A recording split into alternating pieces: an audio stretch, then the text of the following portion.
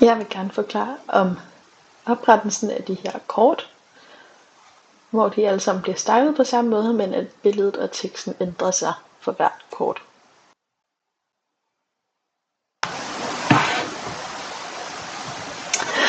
Så jeg starter i mit JavaScript med at lave et array heroppe, der hedder project data.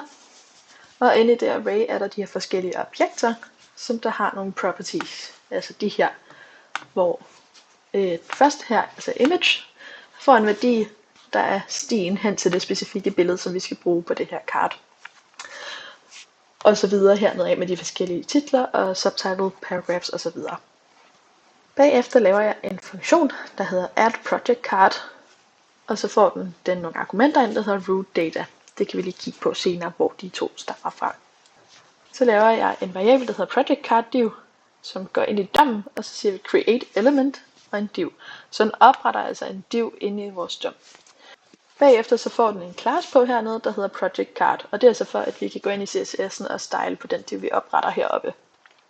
Og hernede på linje 77, der siger vi så, at den skal sættes fast inde i vores root herinde.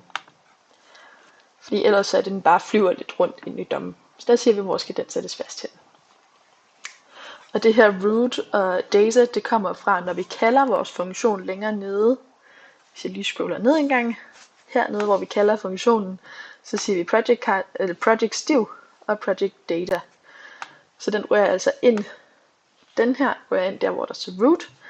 Og den div, vi lige har oprettet, kommer altså til at blive sat fast under den, der hedder project div.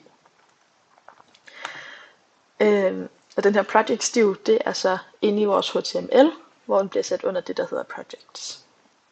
Og det gør, at funktionen altså er genbrugelig på tværs af forskellige sider. For eksempel hvis man skal bruge den andre steder også, så vil det altså være muligt at kalde funktionen, men give den et andet argument hernede, for at sige, hvor den så ellers skal sætte de her diver fast hen.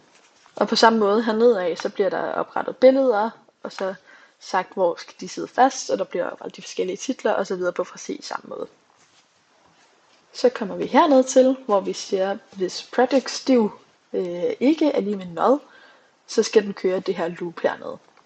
Og det er bare sådan en failsafe, for hvis den her project div, hvis den eksisterer, så skal du køre den her funktion.